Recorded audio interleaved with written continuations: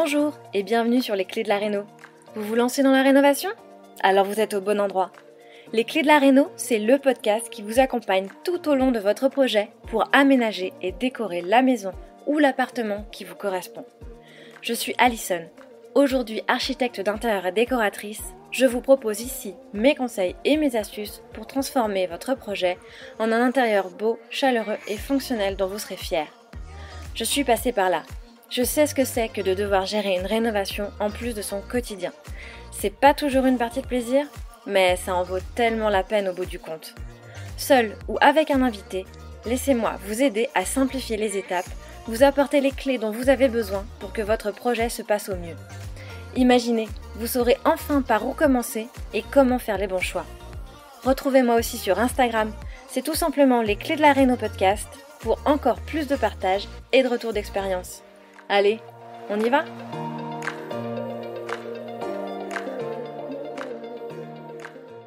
Bonjour et bienvenue à toi dans ce nouvel épisode de Les clés de la réno podcast. J'espère que tu vas bien et je suis ravie de te retrouver. Aujourd'hui, on va parler d'un sacré mythe puisqu'il recouvre un certain nombre d'idées reçues.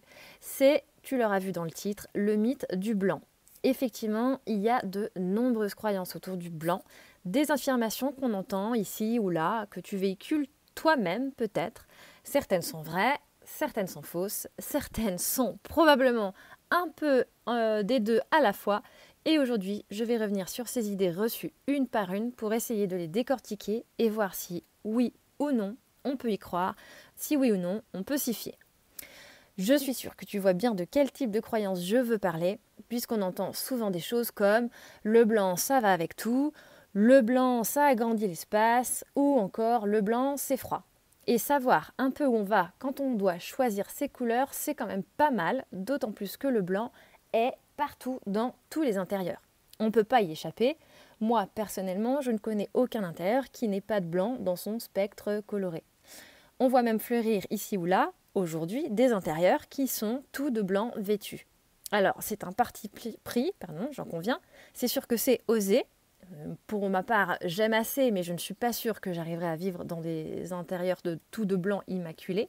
Mais c'est surtout beaucoup plus difficile qu'il n'y paraît. Même si c'est sûr que ça simplifie beaucoup son rapport à son intérieur et ça facilite énormément les choix qu'on a à faire quand on décore sa maison ou son appartement. Toi, comme tout le monde, tu vas donc nécessairement être confronté au blanc dans ton projet d'intérieur, dans ton projet de rénovation ou simplement de décoration. Et je suis sûre que tu as envie de savoir comment tu peux l'utiliser, comment tu peux en tirer parti dans tes choix. Et c'est ce qu'on va voir tout de suite. Avant ça, je voulais t'informer que tu peux te procurer le guide gratuit que j'ai préparé pour toi pour harmoniser les couleurs de son intérieur. Ce guide, c'est un condensé d'astuces simples que j'utilise moi au quotidien et qui vont te permettre de te lancer dans tes chouettes couleurs, sans te perdre dans la théorie.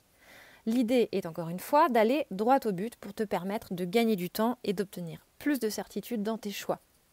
Donc, si tu es intéressé, n'hésite pas à le télécharger, le lien est dans la description de cet épisode. On va maintenant revenir au blanc et on peut commencer déjà par se demander si le blanc en fait est une couleur, puisqu'effectivement le blanc n'existe pas dans le cercle chromatique de base, tout comme le noir ou le blanc. Et on dit souvent que ce sont des non-couleurs ou des neutres, comme si ces teintes n'avaient pas de personnalité, comme si elles étaient un peu absentes. Pour ma part, je les considère bien comme des couleurs à part entière dans les palettes de couleurs que je choisis pour les intérieurs que je crée, car selon moi, ce sont des couleurs omniprésentes et très contrastantes qui ont leur propre mot à dire. C'est même assez équivoque, surtout quand on les associe et quand on voit l'étendue des palettes de blanc. Il n'y a pas un blanc, mais il y en a des milliers. Et tout comme il n'y a pas un noir, mais il peut aussi y en avoir des milliers. Ceci étant dit, revenons donc à nos moutons avec la première affirmation. Le blanc va avec tout. Alors on commence avec une idée reçue assez facile puisque oui, c'est vrai, le blanc va avec tout. On ne prend pas de risque avec le blanc.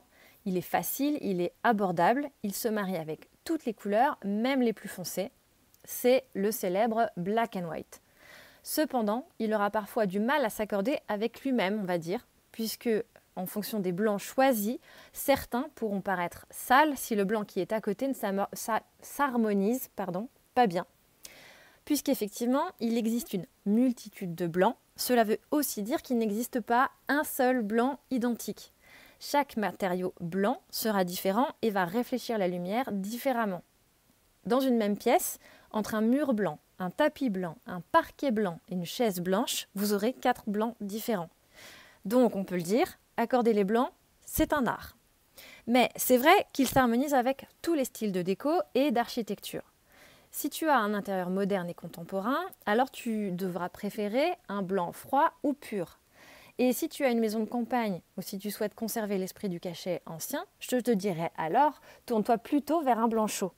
Ça va de soi puisqu'il va avec tout, mais toutes les teintes et tous les styles, il est intemporel, même si, comme de tout, on peut aussi donc s'en lasser. Deuxième idée reçue, le blanc agrandit l'espace. En voilà une des affirmations qui a la peau dure. Selon moi, c'est faux. Pour agrandir une petite pièce ou une pièce aveugle, donc sans fenêtre comme un couloir ou une montée d'escalier, on peut avoir envie de tout peindre en blanc pour agrandir l'espace et ne pas se sentir étouffé. Oui, mais voilà, le blanc en tant que tel n'agrandit pas l'espace. L'espace, c'est l'espace. Enfin, en tout cas, il ne donne pas l'impression d'une pièce plus grande. Il va surtout fondre les repères, effacer les frontières qui existent entre les différentes faces de la pièce, qu'on ne verra plus, et ça aura pour conséquence de donner un sentiment d'infini, une espèce de vide. En tout cas, si vous allez sur quelque chose de très monochrome, où les 4 faces et le plafond sont blanches. Ce qui peut avoir un côté un peu ennuyant, voire effectivement refroidir une pièce qui n'aura du coup aucun contraste, et donc pas de vie. C'est justement dans ces petits espaces confinés et sans luminosité qu'on peut aller sur des propositions colorées, fortes, voire très foncées, ou alors sur du papier peint qui vont donner de la personnalité et permettre à chacun facilement d'exprimer sa créativité. Troisième idée reçue, le blanc éclaircit une pièce sans luminosité. Alors pour celle-ci, c'est vrai et faux à la fois. C'est un fait, le blanc, contrairement aux couleurs foncées, réfléchit la lumière. C'est ce phénomène physique qui donne une impression de plus de luminosité, puisqu'une couleur sombre, au contraire, va, elle, absorber la lumière. Mais en réalité, le blanc réfléchit la lumière existante. Il ne crée pas la lumière. C'est donc la lumière qui éclaire et non pas la couleur. Même avec un blanc pur, si une pièce ne dispose que de très peu de lumière naturelle, alors très peu se réfléchira. C'est mathématique. Donc, si tu veux un intérieur lumineux, je te conseillerais plutôt de travailler ton rapport à la lumière plutôt que le choix de la couleur qui viendra appuyer cet effet. Il te faudra donc plutôt prêter une attention forte à l'orientation de ta maison pour réfléchir et réaliser une répartition des pièces qui s'adapte à la lumière du jour. Tu devras aussi soigner les éclairages artificiels en les multipliant et en prenant soin de bien choisir tes ampoules. Le blanc reste une bonne idée dans une pièce lumineuse à condition de savoir le tamiser puisque, à contrario, ça peut devenir très vite assez aveuglant quand on n'a pas de rideau pour essayer de tamiser un peu cette forte luminosité. Dans les pièces exposées au nord, il faudra faire attention à choisir un blanc chaud au risque de plomber l'ambiance puisque la lumière au nord a toujours un effet bleuté par nature. Quatrième, je crois, idée reçue, oui c'est bien ça, la quatrième, le blanc est froid. Alors là, pour le coup, c'est un peu vrai et un peu faux. Trop de blanc, j'ai l'impression d'être dans un hôpital, c'est souvent ce que me disent les personnes qui pensent que le blanc est froid et sans personnalité. Effectivement, le blanc peut être considéré comme une base, un neutre qu'on met là où on a décidé de ne rien mettre d'autre, et en ce sens, il peut être considéré comme froid et sans âme. Alors que selon moi, le blanc est et doit être un parti pris et qu'il est loin d'être une couleur froide si on ose jouer avec les différents blancs. Il existe, comme je le disais précédemment, une multitude de blancs. Du blanc chaud au blanc froid, du blanc avec une touche de jaune, de rouge, de vert, de bleu, de gris. Il en existe une multitude et les marier ensemble est aussi possible. Mais c'est effectivement une prise de risque plus importante que de simplement apposer du blanc pur sur ses murs. Selon les différents blancs, chaque blanc influencera l'ambiance et le style général de la pièce. Mon conseil donc pour éviter l'effet hôpital, c'est de jouer avec les textures et les matériaux. Puisque ce qui crée cet effet un peu hygiéniste, on va dire, ou clinique, c'est quand ton intérieur est beaucoup trop lisse. Effectivement, les matériaux sont les éléments qui vont aussi donner de la vie et du contraste à ton intérieur. Les matériaux sont porteurs d'une couleur naturelle, une couleur intrinsèque à eux seuls et qui va nécessairement, probablement surtout s'il s'agit de matériaux naturels, apporter naturellement de la chaleur. Il n'est qu'à voir ces intérieurs blancs et bois qui sont loin d'être froids et inconfortables, bien au contraire.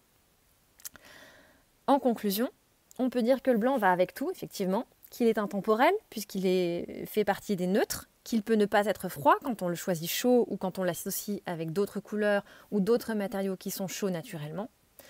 Le blanc n'agrandit pas l'espace, mais il peut être plat quand il est utilisé en monochrome, mais que manier les différents blancs peut aussi être tout un art pour créer un intérieur original. Le blanc est donc, à mon sens, bien une couleur à part entière, bien plus complexe qu'il n'y paraît. Voilà, j'espère que cet épisode court mais intense t'aura plu et qu'il te permet d'y voir plus clair pour savoir comment manier le blanc dans ton intérieur. Je n'ai pas ici parlé du choix du blanc, comment choisir son blanc justement, le choisir chaud, le choisir froid. Le choix du blanc est une science en soi et qui, si ça te dit, pourra faire l'objet d'un prochain épisode. Si tu as aimé cet épisode, je t'invite à le partager dans tes stories sur Instagram ou alors simplement à venir me le dire en MP ou en commentaire. Ça me fait toujours plaisir d'échanger avec vous. Je te rappelle que si tu te lances dans la rénovation ou simplement dans un projet de déco, tu peux justement revoir les couleurs de ton intérieur. Tu peux te procurer donc ce guide sur l'harmonisation des couleurs dans son intérieur. Le lien pour le télécharger est en description de cet épisode. Je te remercie pour ton écoute et je te dis à très bientôt. Si vous avez écouté jusqu'ici, c'est probablement que l'épisode vous a plu. Alors n'hésitez pas à en parler autour de vous, amis, famille, tous ceux qui rénovent sont les bienvenus. Vous pouvez aussi évidemment laisser un commentaire sur Apple Podcast ou une note 5 étoiles sur Spotify. Et si vous souhaitez être informé des prochains épisodes, n'hésitez pas à vous inscrire à la newsletter ou à me suivre sur Instagram. Le podcast, c'est fini pour aujourd'hui, mais je vous dis à très vite pour un nouvel épisode.